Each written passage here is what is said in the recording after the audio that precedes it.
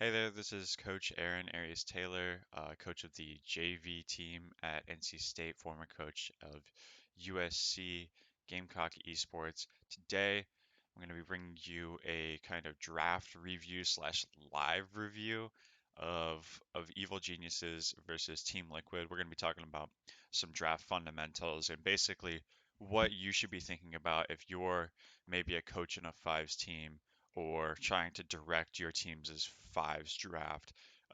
This isn't really applicable in solo queue because you just don't have the communication or sometimes even the champ pools necessary to swap um, like you would in pro. But we're gonna go ahead and get through this. So let's go ahead and expand this a little bit. And so this first pick right here, or this first ban, is the Ornn. You know, it's fine. Teams can ban more or less whatever they want. Red side, you typically just have to ban things that you don't want the enemy team first picking. And blue, you typically get to target more towards the champion pools. And Ornn is a kind of broken character who just allows his team to scale and can neutralize a decent amount of lanes. So really good weak side top laner. Um, if they wanted to try and play through the top side, then banning things that absorb pressure is good. Responded with the Graves ban, who's moving up in priority. And so we see the Syndra ban, who is a flex pick. So you can see her move between mid and ADC or APC, whatever you want to call it. Oh, sorry, let me move this. I don't know what the best place for it to be. Maybe like right here. Yeah, it's probably good. Um, so Syndra is flex APC mid mid bot, so kind of versatile. And the Varus ban is a really good B1 pick. It's got flexible build paths, so you can build either the lethality or the lethal tempo on hit route. So he's got the ability to shred tanks and destroy squishies.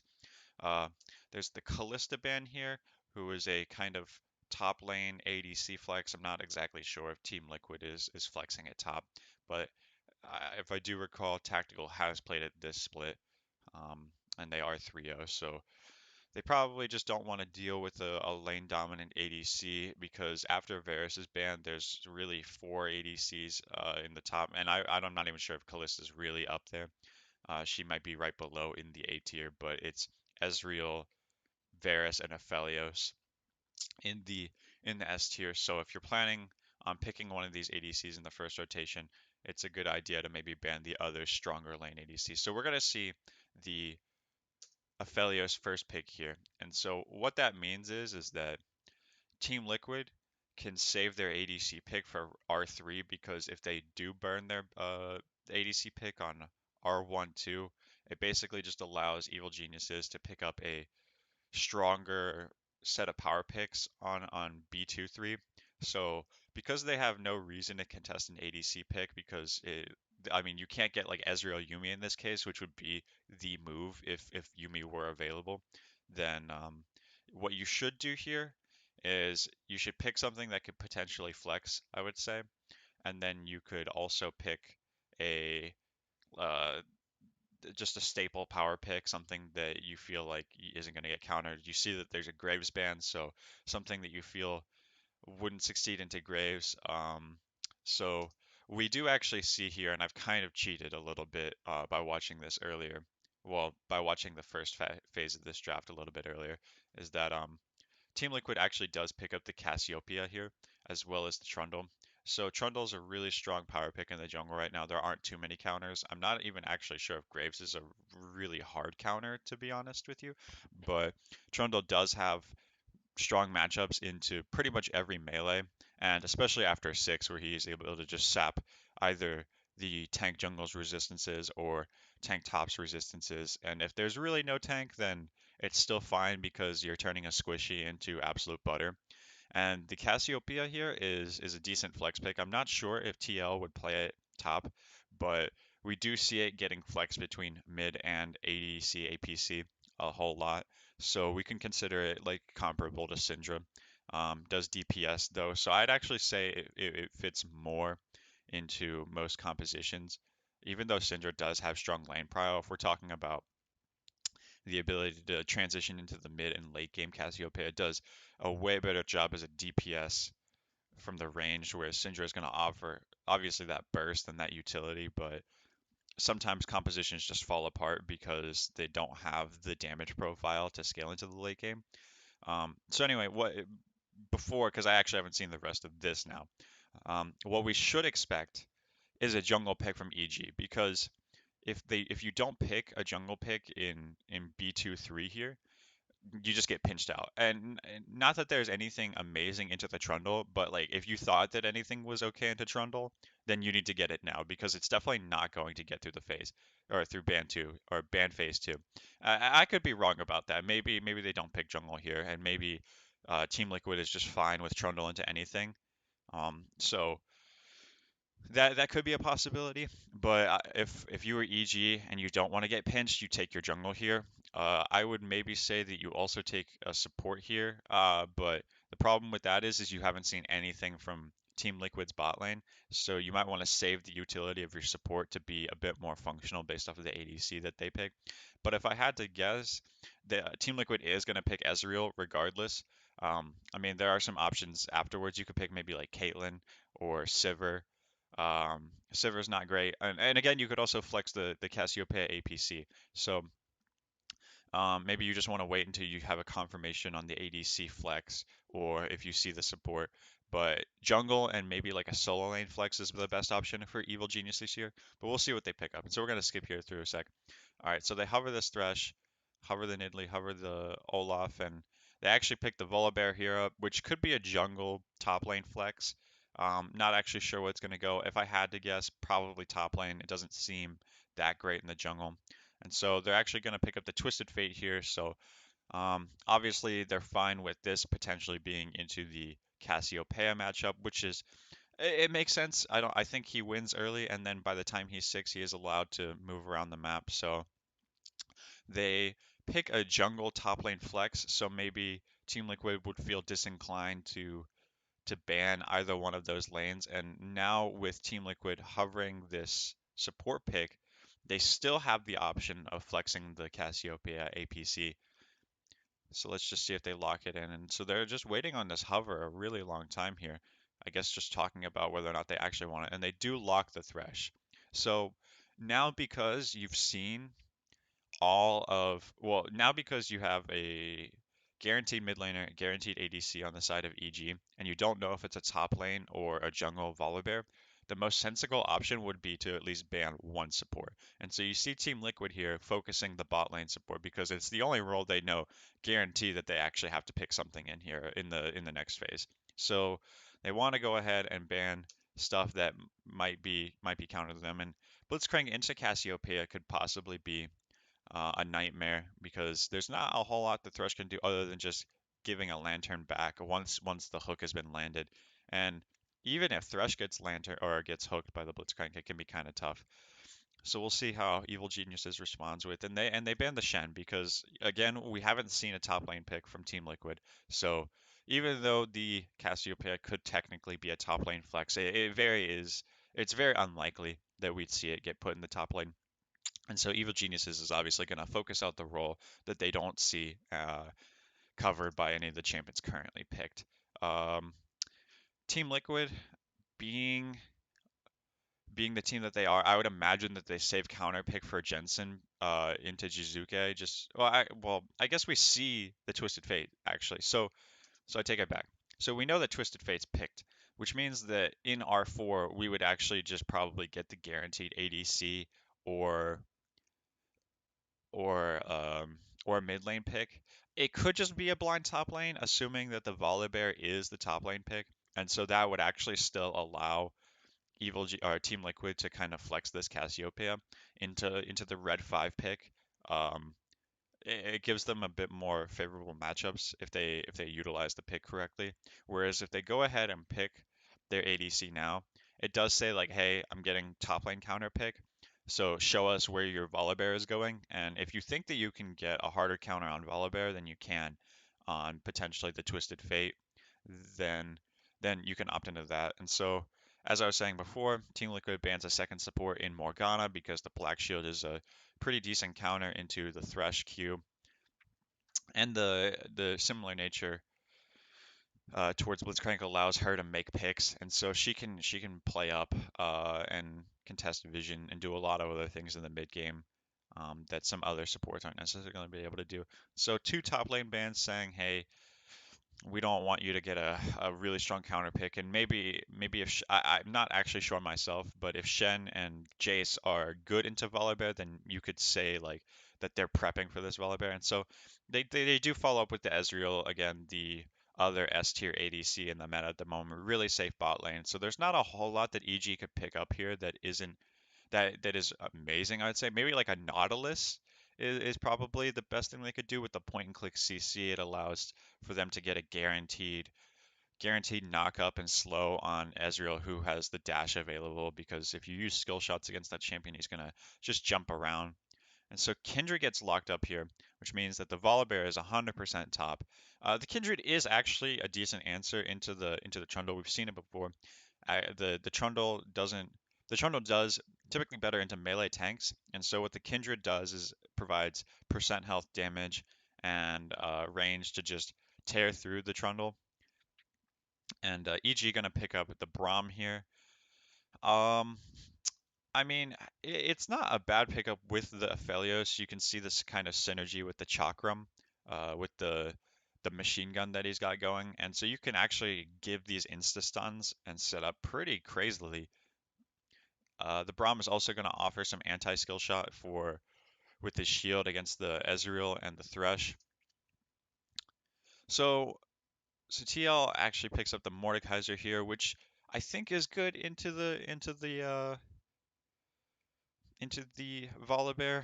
I mean, it doesn't look like it would be horrible.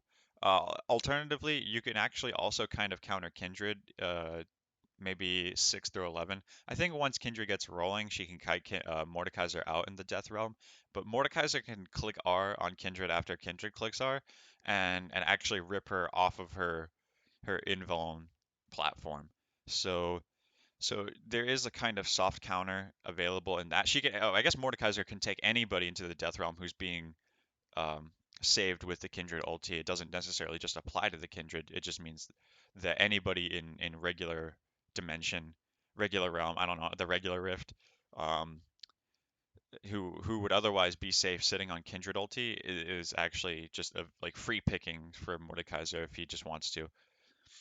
Um, if we're going down the line here, I'd say that Team Liquid's comp scales harder into the mid-late game, but late game, given that Aphelios is a crit ADC and that Kindred is also not exactly a flat damage ADC, like she should build Runeans. She's got percent health damage on her E, and she could build an IE, given that you have two crit marksmen that could scale. And yeah, I think that there's more damage on the side of EG late game, but the issue is that their only form of pick is maybe the Twisted Fate gold card and Volibear just running straight at you. They don't really have a lot of ways to lock Cassiopeia and Ezreal down, and so I could see that with the added Thresh Lantern, with the Pillar and the Miasma combo, there's a lot of zone that Evil Geniuses has to fight through in order to get to Team Liquid's backline. And even while they're fighting to get to the back line, it's not like the front line doesn't do damage. Trundle does a decent amount of damage into these tanks. Like he's going to be able to sap the resistance from Braum or from Volibear, and Mordekaiser does his percent health damage with his Liandry's and his passive. So if I had to guess, I would say that Team Liquid probably edges this one out by comp, but also by virtue of being maybe a stronger team too. Not to slight EG. EG is definitely a top three, top four team this split. Cloud9, TSM, TL, EG are probably my top four. So I don't want to say or discount TL by any or EG by any means here. There's definitely work-ins. Like if, for example, they get an early lead on top side, they might be able to just set up and punish this Trundle and this Mordekaiser, because it's really going to be hard for them to get in on bot lane. Ezreal Thresh is just kind of safe, especially since you don't have any kind of pick or hard CC from either your Aphelios or your Braum pre 6. I mean, once you have Braum ulti and the Aphelios ultimate with the Gravitum to be able to set up, then maybe you pull a bit more pressure with Twisted Fate ulti and it becomes easier to pick the bot lane. But EG might want to look for leads topside pre-6 and then look to play the map just or whatever opens up, whatever kind of opportunities open up by Team Liquid's positioning in the mid game. So let's go back a second here. Okay, so this is the same order that it was drafted in. So first pick of Felios is completely fine. We see a lot of first pick ADCs nowadays just because there aren't a lot like once you drop below the S tier in ADCs, you actually lose so much bot lane pressure that it's really not worth it.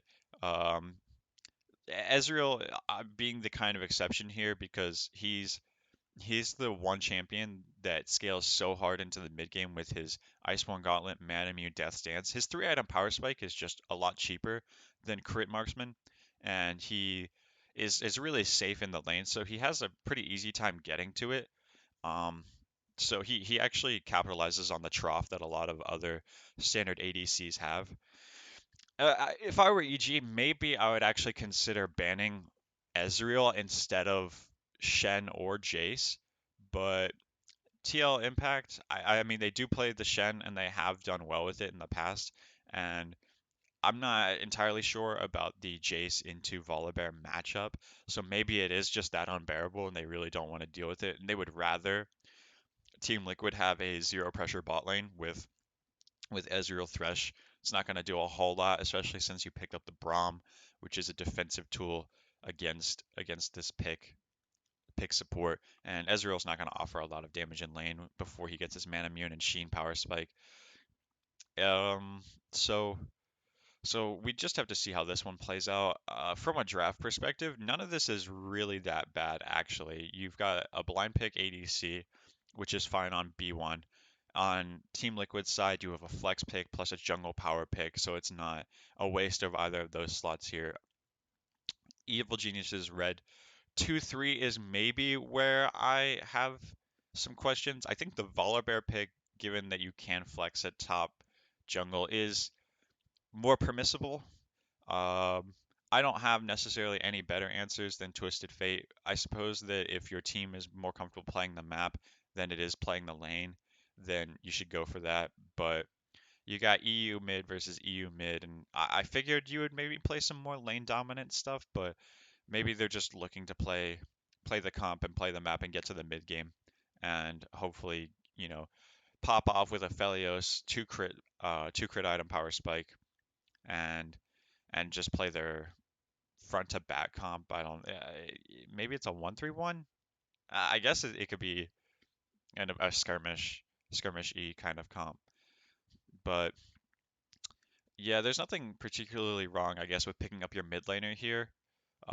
Because as I said before, picking your support when you haven't seen a guaranteed bot laner is kind of troll, and you don't want to give away anything by picking your top laner, like picking a guaranteed top laner or jungler in this. So it kind of ruins the potential flex of the Volibear if you pick the lane that it would be getting flexed into. So there's no real reason to blind pick anything. Um, when you could just semi-blind pick. And what I mean by that is you kind of have like a best case scenario is that you counter pick the Twisted Fate into the Cassiopeia and you're okay with that matchup. And the worst case scenario is that you blind pick Twisted Fate and they just counter with something else. But here we see that Team Liquid actually does just lock in the Cass mid and that they did get the matchup that they wanted based off of this draft because you don't pick Twisted Fate into Cassio without thinking, hey, at least this might be possible. So, so Evil Geniuses navigates the draft, I think, pretty well from blue side, and Team Liquid picking their support in R3 makes a lot of sense. You could pick the ADC, but again, that would demask your flex. So picking the support here, um, especially something like General like Thresh that can play either aggressive or defensively is not a bad pickup here at all. So given that they picked their support in the first phase and Evil Geniuses hasn't picked anything in the first phase, again, banning supports is a pretty good tactic here, and because you know that Team Liquid doesn't have top laners or a top laner pick, you just ban top laners. So nothing wrong with either of their B2 or their Phase 2 bans. And for Team Liquid to pick up their ADC and R4 is fine, I think. They want to mask the top lane counter pick, I think, for the very end, so that way they can be guaranteed that the Volibear is top, and so they do get the Kindred pick out of Evil Geniuses, and they have to pick a jungler in B4, B5, so there's really nothing that they can do at that point. It's just how the draft plays out. From blue side, you don't get to mask your composition unless your champions are just flex picks. So say for instance that Evil Geniuses had a good pick into Trundle that was also a top lane flex pick, that was also a jungle flex pick. There aren't many of those. I actually can't think of one off the top of my head. Maybe if we went through the list. Uh, yeah, like it doesn't look great, to be completely honest with you. Olaf's not great. Sejuani's not great. I mean, they're actually both horrible. Mm, yeah, Sejuani's also not a top laner. So there's not anything really they could pick. I think that allows them to flex jungle top in this scenario. And you're obviously forced to pick up your support.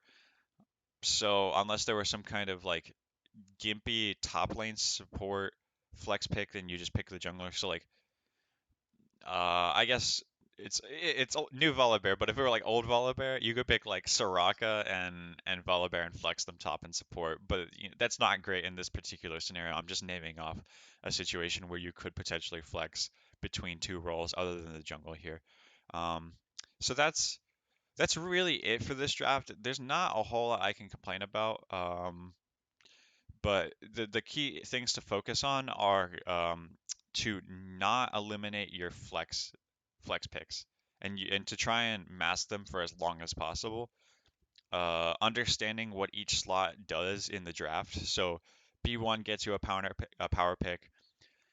R1 2 will typically get you power picks, and then B2 3 are typically a counter to one of the things that you saw in R1 2, but typically nothing that would reveal too much about what your comp is trying to do or where all of your roles are going. So you do want to keep like one flex pick in the first round of the phase or first phase of the draft, excuse me.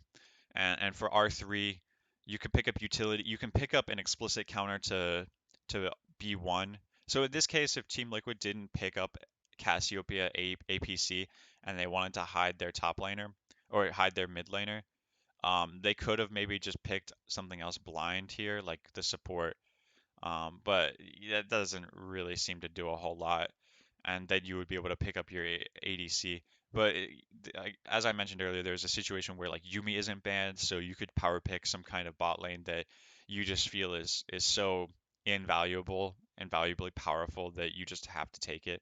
But Ezreal Yumi was not up on the board, and I don't think there are many other duo bot lanes besides something that like Varus, Lulu, or I'm trying to think even of some stronger bot lanes, but it's kind of escaping me right now. Um, yeah, I do think the Team Liquid's answer in this draft is completely fine, and if I had to guess, TL probably wins this. Even though, I mean, there's not a whole lot wrong with Evil Genius's draft. I'm just from the perspective of how they pick their champions and where they pick their champions, maybe there are better answers, but um, I couldn't say. I couldn't say for right now. We'll just have to see how this one plays out. Um, anyway, thanks for sitting through this. I didn't really anticipate on taking 25 minutes to talk about this. Um, I just kind of woke up and saw that this draft was happening and that um, there were some fundamentals that I see a lot of teams fail. So maybe in a future video we'll talk about a draft that goes less than stellar for both teams. Potentially reviewing one of my own drafts or something that I played against and talking about why, how we messed up and how you can avoid some of these mistakes. But that'll be for a future video. So anyway, thanks for tuning in. I'll see you guys in the next one.